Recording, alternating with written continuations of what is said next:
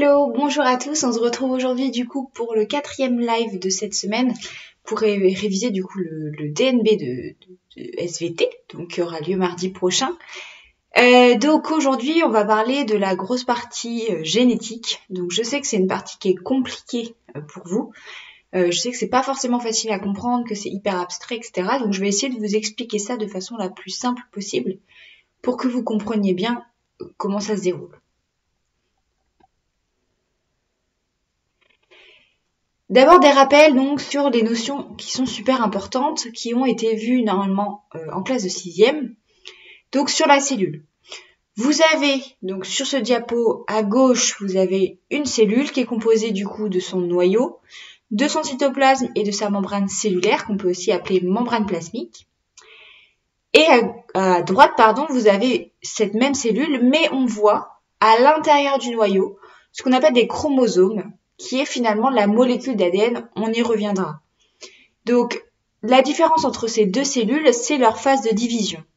La cellule de gauche, elle n'est pas en train de se diviser, donc on ne voit pas les chromosomes, d'accord ? La molécule d'ADN est présente dans le noyau, mais n'est pas visible, alors que pendant la division cellulaire, cette molécule d'ADN va se condenser, donner des chromosomes et seront visibles du coup au microscope.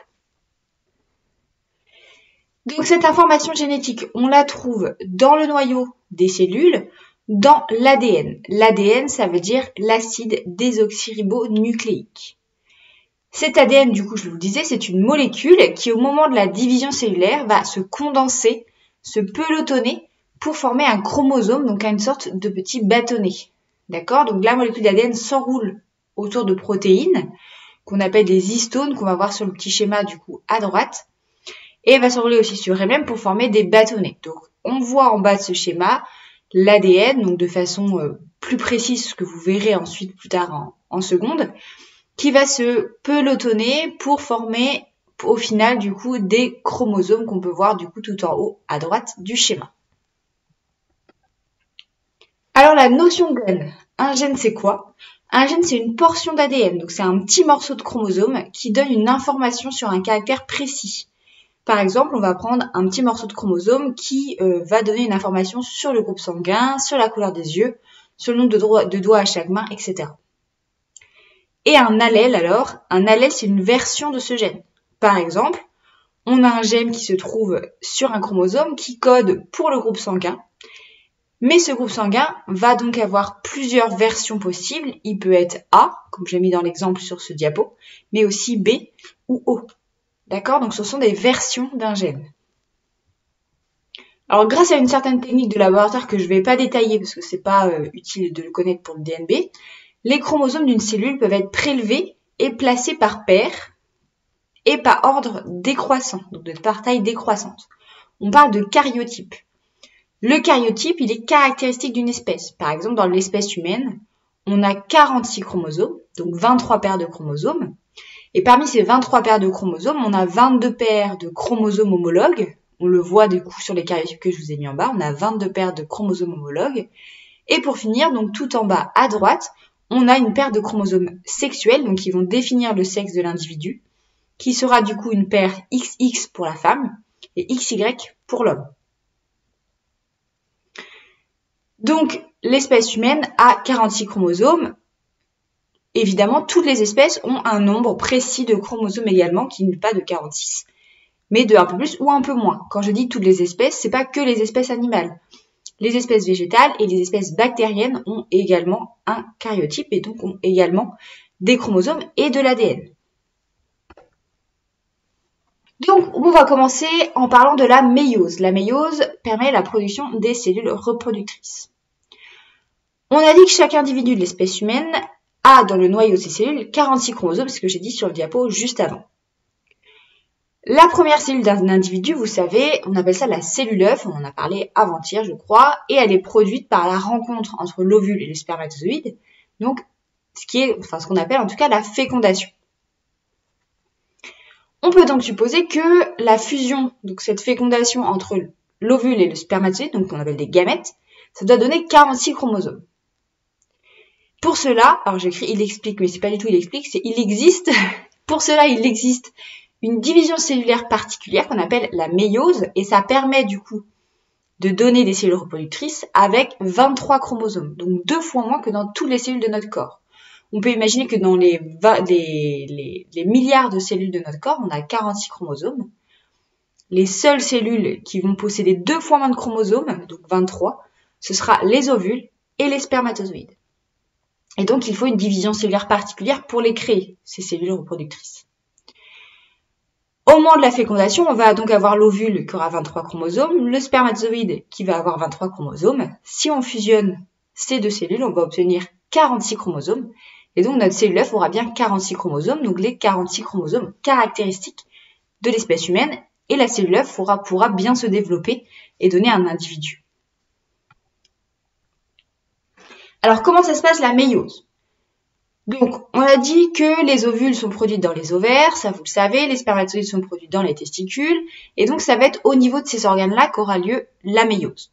Ça va être dans ces organes qu'on va avoir cette division particulière qui va donner des cellules reproductrices avec seulement 23 chromosomes. La première étape, donc on va le voir sur ce schéma, la première étape, ça va être on va avoir des chromosomes simples qu'on va trouver dans les cellules d'ovaires et dans les cellules de testicules. Ils vont devenir des chromosomes doubles. Donc c'est la première étape.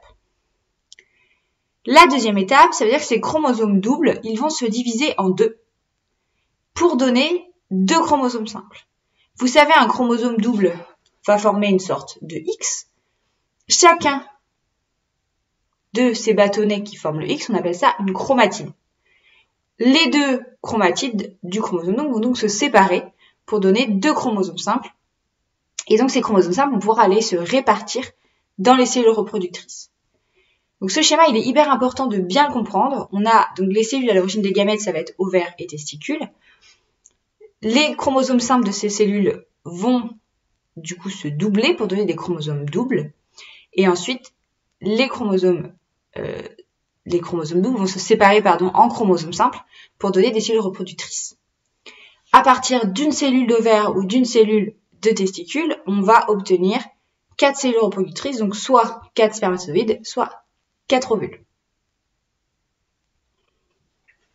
On obtient donc à la fin des cellules qui possèdent 2 fois moins de chromosomes que les autres chromosomes de notre corps, donc 23 au lieu de 46.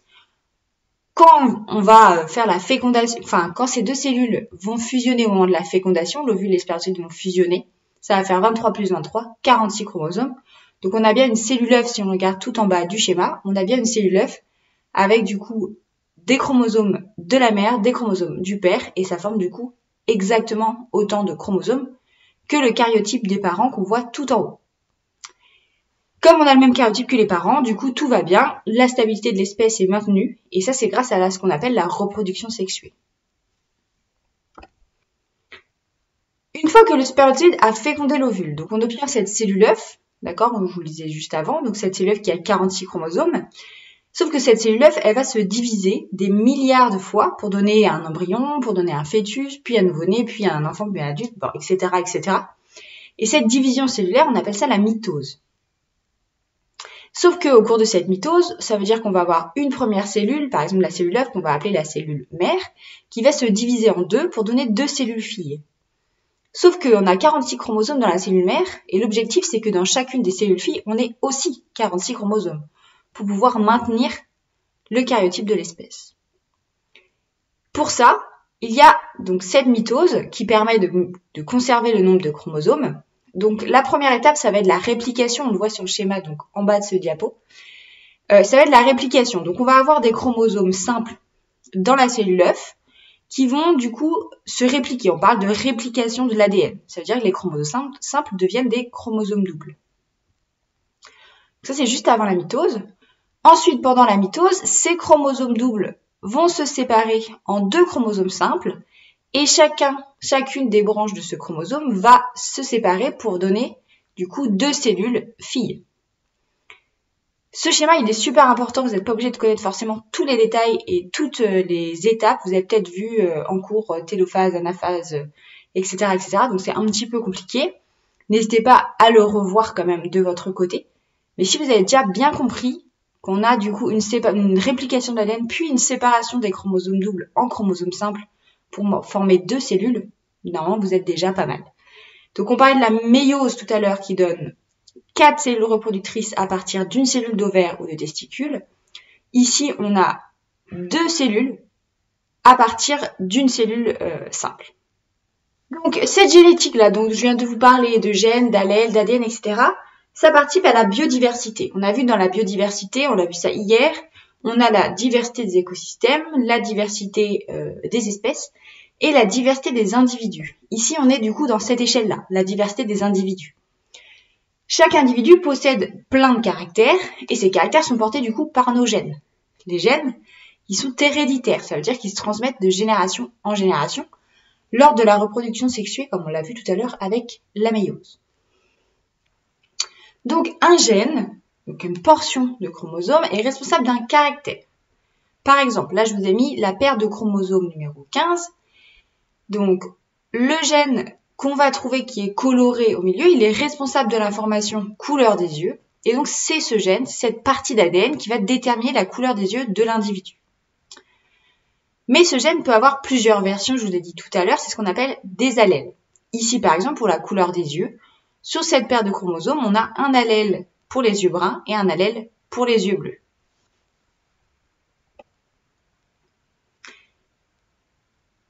Chaque chromosome est présent en 2 exemplaires, c'est pour ça que je vous parle de paires de chromosomes. Chaque individu possède donc 2 copies du même gène, donc ce ne sont pas forcément les mêmes. Ça peut être, comme si on reprend l'exemple de tout à l'heure, ça peut être un allèle bleu et un allèle bleu, ou un allèle bleu et un allèle marron. D'accord? Enfin, un allèle yeux bleus et un allèle yeux marron, vous avez compris. Sur ces 2 copies, donc, ce sont des allèles du gène, l'un peut s'exprimer au détriment de l'autre. On dit du coup que celui qui s'exprime, il est dominant et que l'autre est récessif. Les 2 copies peuvent aussi s'exprimer en même temps, ça dépend un petit peu du type d'allèle. Dans ce cas-là, on va dire qu'ils sont codominants. Si je reprends l'exemple de tout à l'heure, si un individu possède sur un de ces 2 chromosomes l'allèle yeux marron et sur l'autre l'allèle yeux bleu, alors ça va être l'allèle yeux marron qui est dominant sur l'allèle des yeux bleus qui lui est récessif et donc notre individu aura les yeux marrons. Malgré ça, cet individu gardera son allèle yeux bleus et pourra tout à fait le transmettre à sa descendance. Et donc peut avoir, c'est pour ça que des fois ça saute des générations, qu'il y a des enfants qui ont les yeux bleus alors que leurs 2 parents ont les yeux marrons. C'est parce qu'en fait les parents, ils ont un allèle yeux marron et un allèle yeux bleus. Et donc c'est l'enfant à récupérer l'allèle yeux bleus de papa, l'allèle yeux bleus de maman, et donc il a les yeux bleus.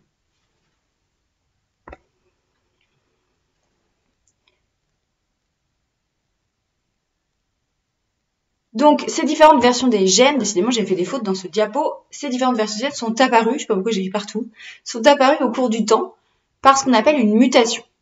Une mutation, ça va être une modification de l'ADN qui peut créer un nouvel allèle.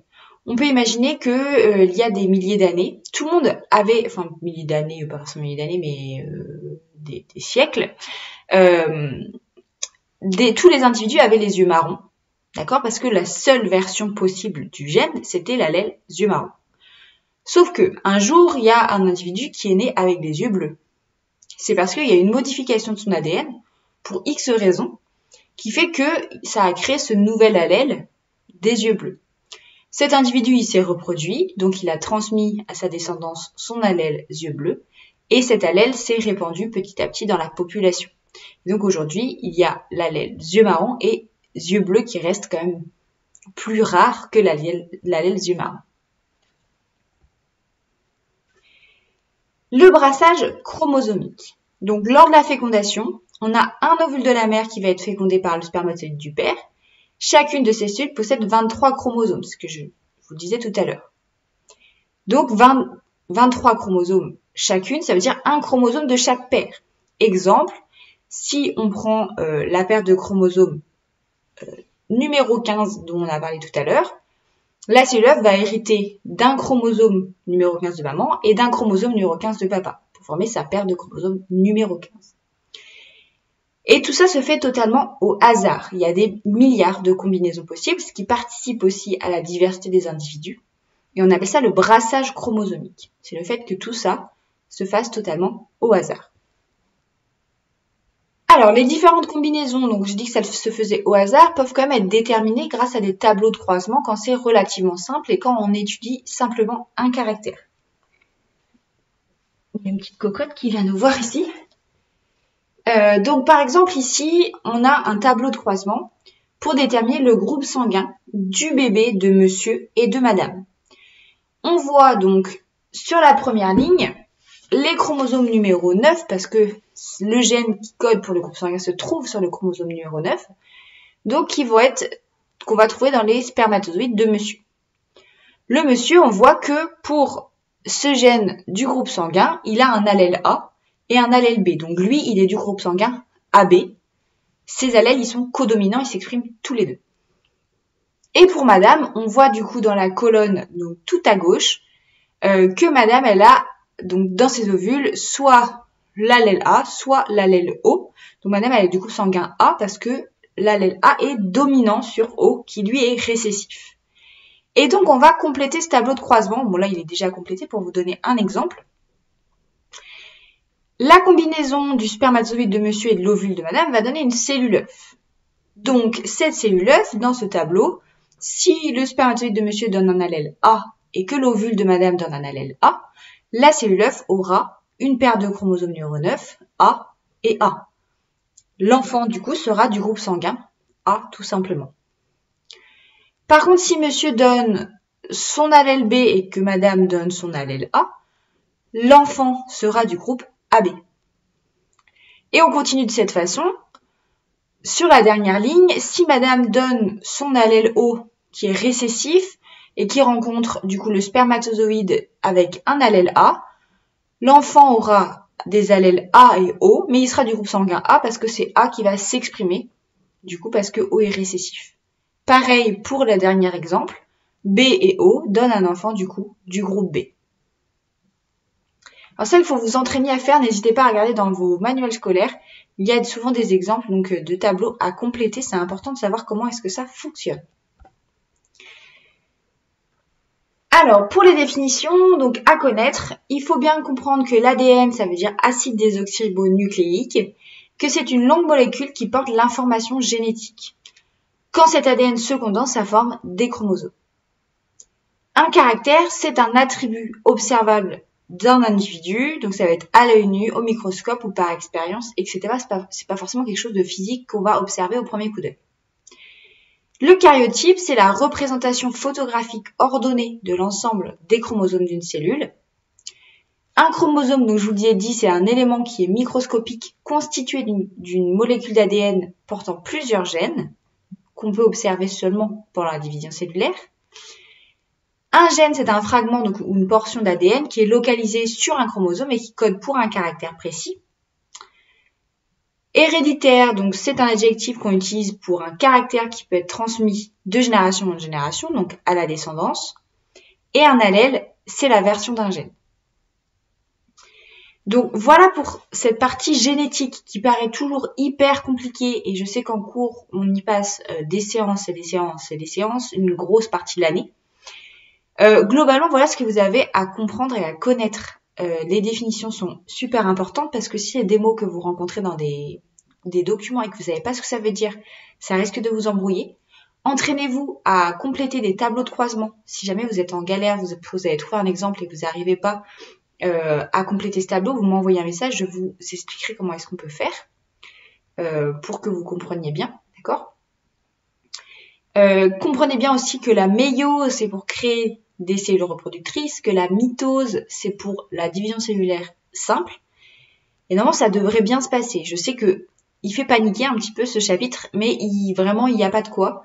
Il faut pas trop se prendre la tête non plus. Vous revoyez bien votre cours, relisez bien les bilans, et normalement, ça devrait super bien se passer. Donc voilà, j'espère que vous n'entendez pas mon chat ronronner, elle est à mes pieds, elle ronronne pas du tout discrètement, évidemment, et qu'elle a choisi son moment. Du coup, comme d'hab, je vous mets le diapo là que je vous projette, que je vais corriger les fautes que j'ai mis dedans déjà, et je vais vous le mettre dans la description de la vidéo, que vous pouvez du coup télécharger pour réviser si vous voulez. Je vous mets aussi dans la description du coup le lien vers les vidéos que j'ai pu faire au cours de l'année sur cette partie génétique si vous voulez vraiment aller plus dans le détail. En plus, il y a les fiches de révision que vous pouvez télécharger du coup dans la description de ces vidéos-là si vous avez besoin. Entraînez-vous, vraiment c'est un conseil, entraînez-vous à compléter un tableau de croisement. Je pense que c'est hyper important, compléter, titrer un tableau de croisement pour bien comprendre comment ça fonctionne. Il y a plein d'exemples possibles, vous trouverez soit dans vos livres, soit sur internet, c'est super important. Voilà, surtout n'hésitez pas à me poser des questions si besoin, même en commentaire. Non, j'allais dire si non, si pas si. On se retrouve demain, du coup, à 14h exceptionnellement, parce que je suis pas disponible en fin de journée, pour parler de toute la partie corps humain et santé, avec du coup le système immunitaire, le fonctionnement du cœur, des poumons, l'alimentation, etc. On va voir ça du coup demain pour terminer. Et après, normalement, vous devriez être rodé pour le DNB. Voilà, bon allez, je vous dis à demain. Bye bye.